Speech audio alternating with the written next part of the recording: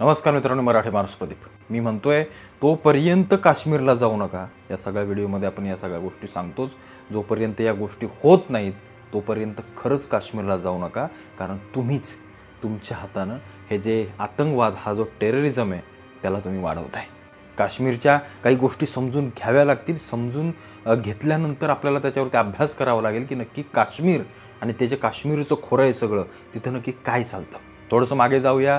जो काश्मीरमध्ये जे हिंदू पंडित होते त्यांना मारण्याचं काम किंवा तिथला हिंदू पूर्णपणे संपवण्याचं काम या जिहादी लोकांनी पाकिस्तानच्या सोबत राहून किंवा त्यांच्या संपूर्ण विचारांना सगळ्या गोष्टी हाताशी धरून या सगळ्या गोष्टी केल्या। 370 हे त्यासाठीच लावलं होतं की तो जो वरचा भाग आहे भारताचा तिथं भारत सरकार जास्त हस्तक्षेप करू शकणार नाही। त्याच्यामुळे यांना जी मुभा मिळाली होती त्या 370 गेल्यानंतर ती त्यांच्या मुभेवरती त्या कैची मारली गेली नरेंद्र मोदींनी।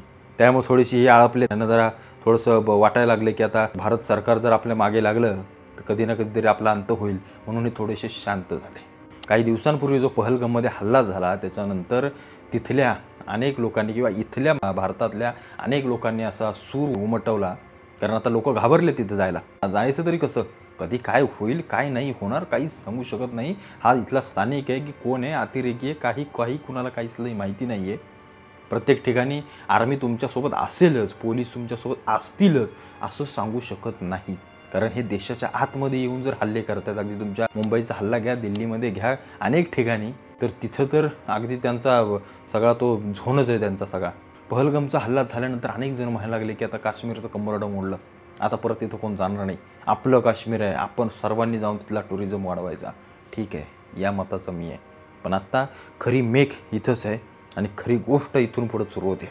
ज्या गोष्टीचा तुम्ही विचार करताय ती गोष्ट तुम्ही विचार करत असताना तुम्ही हा विचार करा, तुम्ही ज्यांच्या जीवावरती किंवा तुम्ही ज्यांना पैसा देणार आहात तुमची फिरायला गेल्यानंतर ती लोक खरंच या देशाशी एकनिष्ठ आहेत का?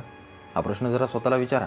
कारण पहलगामचा हल्ला झाल्यानंतर जवानांनी किंवा आपल्या भारतीय आर्मीने तिथल्या कमीत कमी 2000 ते 2500 लोकांना ताब्यात घेतलंय, जे की या सगळ्या पाकिस्तान आणि या सगळ्या आतंकवाद्यांशी सामील होते किंवा हे जे कोण बाहेरचे आतंकवादी संघटना आहेत यांच्याशी सामील होते। तिथले स्थानिक देश स्वतंत्र झाला, देशाची फाळणी झाली तिथपासून ते आज ताब्यात, म्हणजे आत्ताच्या पहलगामच्या हल्ल्यापर्यंत जेवढेही या काश्मीर आणि या सगळ्या खोऱ्यांमध्ये तुम्ही गेला असाल तर तुम्हाला माहिती असेल किंवा मॅपवरती देखील तुम्ही पाहू शकता, जेवढेही हल्ले झालेत ते इथल्या स्थानिकांच्या एकंदरीत मदतीमुळे, तिथल्या स्थानिकांच्या साथीनेच झालेत। याच्यामध्ये कोणतीही गोष्ट लपवण्यासारखी नाही, तुम्हाला सांगण्याची गरज नाही आहे। त्यानंतर पहलगामचा हल्ला झाला, पाकिस्तानला जेव्हा बायकॉट करण्यासाठी आपले सगळे भारतीय लोक म्हणून आपण सगळे, आता मी याच्यात हिंदू बिंदू काय काढत नाही, भारतीय म्हणून तुम्ही सगळे बाहेर पडलात, तेव्हा विचार करा किती लोक, मुस्लिम लोक पाकिस्तानच्या सगळ्या गोष्टी करण्यासाठी बाहेर आली, म्हणजे त्यांचा निषेध करण्यासाठी। त्या बँगलोरमध्ये पाकिस्तानचा लावलेला खालचा पाया, खालचा झेंडा काही मुस्लिम महिला काढून घेतात। इथं मुंबईमध्ये इथली जे मुसलमान लोक आहेत ती म्हणतात की तुम्ही पाकिस्तानचं कसं काय नाव घेता, तुम्हाला माहिती तरी आहे काय इथं पाकिस्तानच होतं का? यांना पाकिस्तानचा का पुळका येतोय? त्या नालासोपाऱ्यामध्ये एका तरुणाला अटक केली आहे, तिथं तो म्हणत होता की याच्या पुढे जर माझ्या पाकिस्तानाला काय बोलाल तर याद रखा। पाकिस्तान का झंडा लगाया था, पाकिस्तान का झंडा लगाने के बाद में बोलते हैं धर्म के नाम पे बोलते हैं हमारे धर्म का है।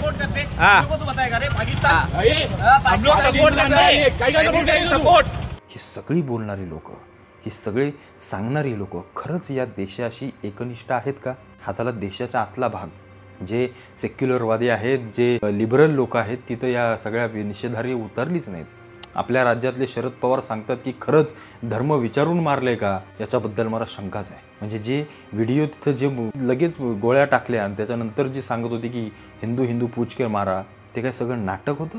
जी महिला शरद पवारांच्या पुढे देऊन सांगत होती की आम्हाला टिकल्या बिकल्या त्या सगळ्या गोष्टी, जिने सगळे त्या मातेनं सगळी स्टोरी सांगितली साहेबांना, ते देखील खोटं आहे। आणि त्यांचा मित्र असं कोपऱ्यात बसला होता, त्याला बोलवून घेतलं, आजन पडताय क्या, बोलताय क्या कुछ? आम्ही त्याचा ऐकून पटापट टिकल्या काढून फेकल्या की आम्हाला मारायला नको म्हणून, आणि सगळे अल्लाह अकबर म्हणायला लागलो, जोर जोरात अल्लाहचा दावा करायला लागलो। मग तो गेला निघून, पण या दोघांना मारून टाकलं। अजून एक आमच्या बरोबर होता त्याचा मुलीच्या मागे बसलेला, त्याला पण मारलं। नंतर विजय वडेट्टीवार म्हणतात की एवढा काय वेळ होता का त्यांना धर्म विचारून मारायला, जसे काय हे त्यांच्या टोळीतलेत। बात क्या करते तो उन्होंने हिंदू का पूछ कर मारा। अरे कोई टेररिस्ट को पूछने तक समय होता है क्या? उनके कान में जाके नजदीक जाके पूछेगा?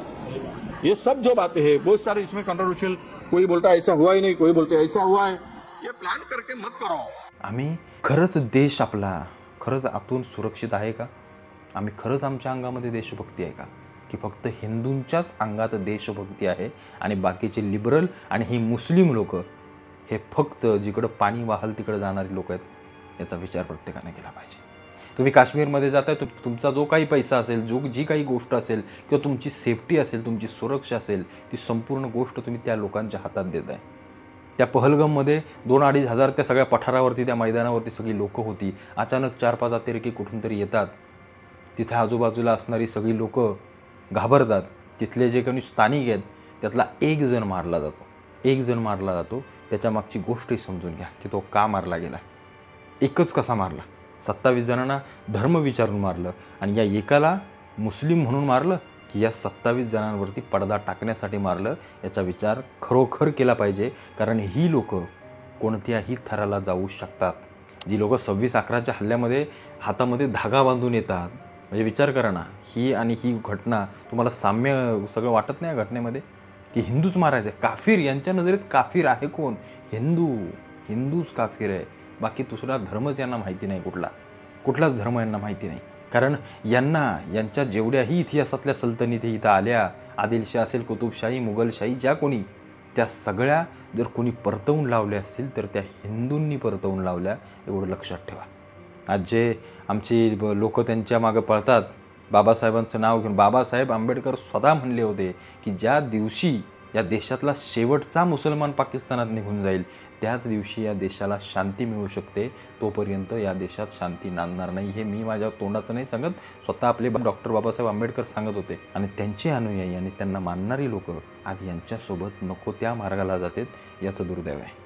ज्या काश्मीरमध्ये तुम्ही जाण्याचा विचार करताय, त्या काश्मीरमध्ये ही सगळी लोकं, ही सगळी आतंकवाद्यांना सामील आहेत. ही सगळी लोकं यांच्या चेहऱ्यावरती हे फक्त तुम्हाला दाखवत आहेत. यांना आता फक्त पैसा पाहिजे. आता इथं पैसा, आता इंडियन लोकांचा टुरिझमच्या माध्यमातून फक्त पैसा खेचायचा त्या काश्मीरमध्ये आणि फक्त आतंकवाद फोपवत राहायचं. बघा तुम्ही याच्यानंतर देखील हल्ले होत राहणार, छोटे मोठे हल्ले होत राहणार. आम्ही सामान्य नागरिक मारले जात राहू, आपले जवान मारले जाणार.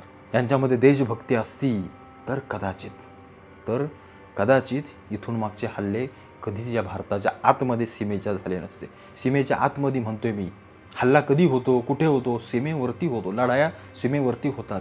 कित्येक किलोमीटर, 500 किलोमीटर आतमध्ये येऊन आतंकवादी आपल्या लोकांना धर्म विचारून मारतात. त्या आतमध्ये आले कुठे, ते राहिले कसे, की ते खरंच बाहेरचे होते की इथले स्थानिक लोक होते? मग त्या आतंकवादाला काय एवढं हे करून ठेवतायत? याचा सगळ्याचा विचार करा. कारण ज्या दिवशी, मी माझं वाक्य एक गोष्ट लक्षात ठेवा, ज्या दिवशी या सीमेवरती युद्ध सुरू होईल ना, त्याच दिवशी दुसरं युद्ध या देशाच्या आतमध्ये सुरू होईल.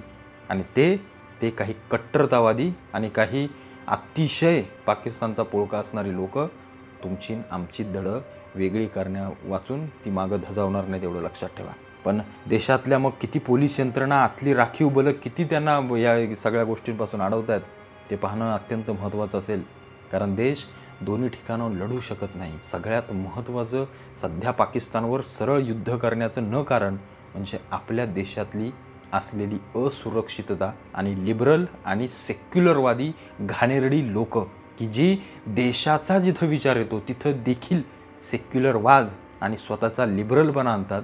याच्यासारखं खरंच दुर्दैव नाही. ही लोक खरंच उद्या युद्ध चालू झाल्यानंतर शांत बसतील का देशाच्या आत? याचा विचार प्रत्येकानं केला पाहिजे. तुम्ही काश्मीरला जाताय याचा अर्थ तुम्ही तिथलं काहीतरी मोठी देशभक्ती गाजवताय असं सांगू नका. तुम्ही काश्मीरला जाताय तर तुमचा एक रुपया आतंकवादी आणि आतंकवाद्यांनाच जातोय हे प्रत्येकानं लक्षात ठेवा. यांच्या मनातल्या सगळ्या गोष्टी ओठावर येत आहेत. हे जे आतमधून फुटलेत ना, आतमधून यांचा तिळपापड उडालाय ना, हे सगळं जाणवत आहे. यांचे खायचे दात आणि दाखवायचे दात वेगळे आहेत बाबांनो. फक्त एवढं लक्षात ठेवा. तुम्हाला जर खरंच देशभक्ती आहे तर हिंदूंचा पैसा हिंदूंकडे जाऊ द्या. आपली देवस्थानं, आपली जी काही जिथं हिंदू आहेत ती पर्यटन स्थळं मोठी करा, तिथं जा. काश्मीरला जाऊन बर्फ बघायचाच आहे तर मग कदाचित बाहेरच्या देशात जरी गेलात तरी चालेल. पण जे काश्मीर आमच्या जवानांचे जीव घेत असेल, विचार करा. ज्या दिवशी हा देश स्वतंत्र झाला आहे तिथपासून ते आज 2025 आजची तारीख काय असेल ती, आजपर्यंत किती जवान मारले गेले या आतंकवाद्यांच्या सगळ्या गोष्टींमध्ये, किती सामान्य नागरिक मारले गेले. या सगळ्या गोष्टीचा जरा एक अभ्यास करा, त्याचा आलेख जरा घ्या समोर आणि मग विचार करा की काश्मीरला जायचं की नाही. ही अत्यंत विचार करण्याची गोष्ट आहे बाबांनो. मी काय कुठला दुस्वास आणि कुठली गोष्ट सांगत नाही, पण हे सत्य आहे. कारण तिथली लोक या सगळ्या लोकांना आधी जवळ करतील आणि नंतर तुम्हाला, नंतर देशाला. त्यामुळं प्रत्येकानं विचार करा. आपल्या लोकांना मोठं करायचं, आपली पर्यटन स्थळं मोठी करा, आपल्या सगळ्या गोष्टी मोठ्या होऊ द्या, आपला पैसा आपल्या लोकांकडे जाऊ द्या. आर्थिक बहिष्कार हीच सगळ्यात मोठी पायखडी आहे त्यांच्या पायातली, जी त्यांचा देशविरोधी जो काही कारनामा आणि जी काही गोष्ट आहे ती उधळून लावेल. बाकी तुम्हाला काय वाटतं या सगळ्या गोष्टीबद्दल मला आवर्जून कळवा.